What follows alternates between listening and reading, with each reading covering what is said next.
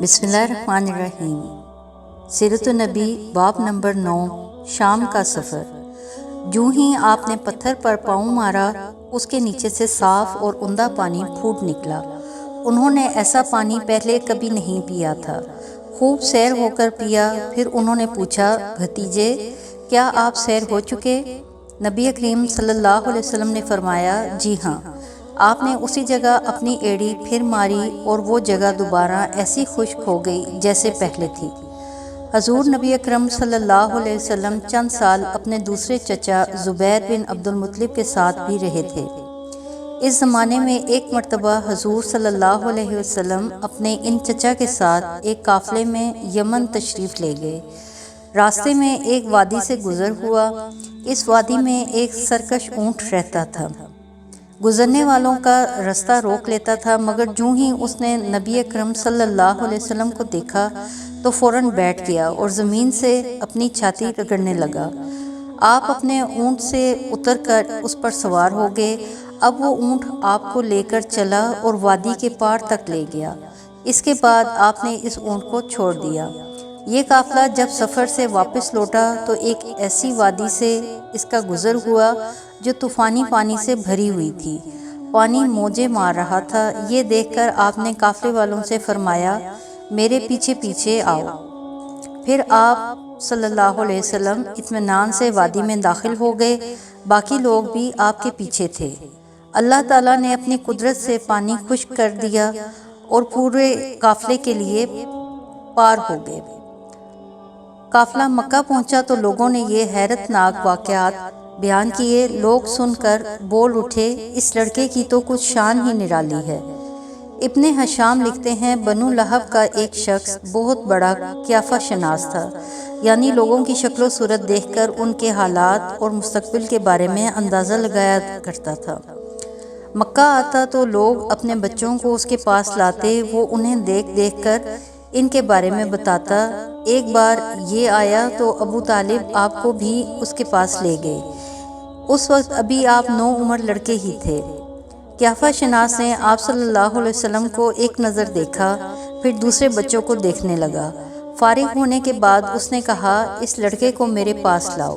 ابو طالب نے یہ بات محسوس کر لی تھی کہ قیافہ شناس نے ان کے بھتیجے کو عجیب نظروں سے دیکھا ہے، لہٰذا وہ آپ صلی اللہ علیہ وسلم کو لے کر وہاں سے نکل آئے۔ جب قیافہ شناس کو معلوم ہوا کہ آپ وہاں موجود نہیں ہیں تو وہ چیخنے لگا، تمہارا برا ہو، اس لڑکے کو میرے پاس لاؤ جسے میں نے ابھی دیکھا ہے، اللہ کی قسم وہ بڑی شان والا ہے۔ ابو طالب نے نکلتے ہوئے اس کے یہ الفاظ سن لیے تھے۔ ابو طالب نے تجارت کی غرض سے شام جانے کا ارادہ کیا۔ نبی کریم صلی اللہ علیہ وسلم نے بھی ساتھ جانے کا شوق ظاہر فرمایا۔ بعض روایات میں آتا ہے کہ آپ نے جانے کے لیے خاص طور پر فرمائش کی۔ ابو طالب نے آپ کا شوق دیکھ کر کہا، اللہ کی قسم میں اسے ساتھ ضرور لے جاؤں گا، نہ یہ کبھی مجھ سے جدا ہو سکتا ہے، نہ میں اسے کبھی اپنے سے جدا کر سکتا ہوں۔ ایک روایت میں یوں آیا ہے کہ آپ نے ابو طالب کی اونٹنی کی لگام پکڑ لی اور فرمایا، چچا جان آپ مجھے کس کے پاس چھوڑے جا رہے ہیں؟ میری نہ ماں ہے نہ باپ۔ اس وقت آپ کی عمر مبارک 9 سال تھی۔ آخر ابو طالب آپ کو ساتھ لے کر روانہ ہوئے۔ آپ کو اپنی اونٹنی پر بٹھایا، رستے میں عیسائیوں کی ایک عبادت گاہ کے پاس ٹھہرے۔ خانقاہ کے راہب نے نبی اکرم صلی اللہ علیہ وسلم کو دیکھا تو چونک اٹھا۔ اس نے ابو طالب سے پوچھا، یہ لڑکا تمہارا کون ہے؟ انہوں نے جواب دیا، یہ میرا بیٹا ہے۔ یہ سن کر راہب نے کہا، یہ تمہارا بیٹا نہیں ہو سکتا۔ یہ سن کر ابو طالب بہت حیران ہوئے، بولے، کیا مطلب؟ یہ کیوں میرا بیٹا نہیں ہو سکتا بھلا؟ اس نے کہا، یہ ممکن ہی نہیں ہے، اس لڑکے کا باپ زندہ ہو، یہ نبی ہے۔ مطلب یہ تھا کہ ان میں جو نشانیاں ہیں وہ دنیا کے آخری نبی کی ہیں، اور ان کی ایک علامت یہ ہے کہ وہ یتیم ہوں گے۔ ان کے باپ کا انتقال اسی زمانے میں ہو جائے گا جب وہ ابھی پیدا ہونے والے ہوں گے۔ اس لڑکے میں آنے والے نبی کی تمام علامات موجود ہیں۔ ان کی ایک نشانی یہ ہے کہ بچپن میں ان کی والدہ کا بھی انتقال ہو جائے گا۔ اب ابو طالب نے اس راہب سے پوچھا، نبی کیا ہوتا ہے؟ راہب نے کہا، نبی وہ ہوتا ہے جس کے پاس آسمان سے خبریں آتی ہیں اور پھر وہ زمین والوں کو ان کی اطلاع دیتا ہے۔ تم یہودیوں سے اس لڑکے کی حفاظت کرنا۔ اس کے بعد ابو طالب وہاں سے آگے روانہ ہوئے۔ رستے میں ایک اور راہب نے اس کے پاس ٹھہرے۔ یہ بھی ایک خانقاہ کا عابد تھا۔ اس کی نظر بھی نبی اکرم صلی اللہ علیہ وسلم پر پڑی تو یہی پوچھا، یہ لڑکا تمہارا کیا لگتا ہے؟ ابو طالب نے اسے بھی یہی کہا، یہ میرا بیٹا ہے۔ راہب یہ سن کر بولا، یہ تمہارا بیٹا نہیں ہو سکتا، اس کا باپ زندہ ہو ہی نہیں سکتا۔ ابو طالب نے پوچھا، وہ کیوں؟ راہب نے جواب میں کہا، اس لیے کہ اس کا چہرہ نبی کا چہرہ ہے، اس کی آنکھیں ایک نبی کی آنکھیں ہیں، یعنی اس نبی جیسی جو آخری امت کے لیے بھیجے جانے والے ہیں، ان کی علامات پرانی آسمانی کتابوں میں موجود ہیں۔ اس کے بعد یہ قافلہ روانہ ہو کر بصرہ پہنچا۔ یہاں بحیرہ نام کا ایک راہب اپنی خانقاہ میں رہتا تھا۔ اس کا اصل نام جرجیس تھا، بحیرہ اس کا لقب تھا۔ وہ بہت زبردست عالم تھا۔ حضرت عیسیٰ علیہ السلام کے زمانے سے اس خانقاہ کا راہب تھا۔ نسل در نسل یہ عالم فاضل خاندان ہی چلا آ رہا تھا۔ اس طرح اس زمانے میں ان کا سب سے بڑا عالم بحیرہ ہی تھا۔ قریش کے لوگ اکثر بحیرہ کے پاس سے گزرتے مگر اس نے کبھی ان سے کوئی بات نہیں کی تھی۔ مگر اس بار اس نے قافلے میں آپ کو دیکھ لیا تو پورے قافلے کے لیے کھانا تیار کروایا۔ بحیرہ نے یہ منظر بھی دیکھا کہ نبی اکرم صلی اللہ علیہ وسلم پر ایک بدلی سایہ کیے ہوئے تھی۔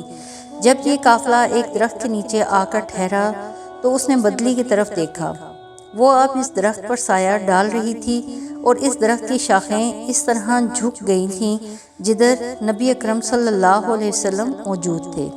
اس نے دیکھا کہ بہت سی شاخوں نے آپ کے اوپر جھمگٹا سا کر لیا تھا۔ اصل میں ہوا یہ تھا کہ نبی اکرم صلی اللہ علیہ وسلم اس درخت کے پاس پہنچے تو قافلے کے لوگ پہلے ہی سایہ دار جگہ پر قبضہ کر چکے تھے۔ اب آپ کے لیے کوئی سایہ دار جگہ نہیں بچی تھی۔ چنانچہ آپ جب دھوپ میں بیٹھے تو شاخوں نے اپنا رخ تبدیل کر لیا اور آپ کے اوپر جمع ہو گئیں۔ اس طرح آپ مکمل طور پر سائے میں ہو گئے۔ بحیرہ نے یہ منظر صاف صاف دیکھ لیا تھا۔ آپ کی یہ نشانی دیکھ کر اس نے قافلے والوں کو پیغام بھجوایا، اے قریشیو، میں نے آپ لوگوں کے لیے کھانا تیار کروایا ہے۔ میری خواہش ہے کہ آپ تمام لوگ کھانا کھانے آئیں، یعنی بچے، بوڑھے اور غلام سب آئیں۔ بحیرہ کا یہ پیغام سن کر قافلے میں سے ایک نے کہا، اے بحیرہ، آج تو آپ نیا کام کر رہے ہیں۔ ہم تو اکثر اس راستے سے گزرتے ہیں، آپ نے کبھی دعوت کا انتظام نہیں کیا، پھر آج کیا بات ہے؟ بحیرہ نے انہیں صرف اتنا جواب دیا، تم نے ٹھیک کہا، لیکن بس آپ لوگ مہمان ہیں اور مہمان کا اکرام کرنا بہت اچھی بات ہے۔ اس طرح تمام لوگ بحیرہ کے پاس پہنچ گئے، لیکن اللہ کے رسول صلی اللہ علیہ وسلم ان کے ساتھ نہیں تھے، انہیں پڑاؤ ہی میں چھوڑ دیا گیا تھا۔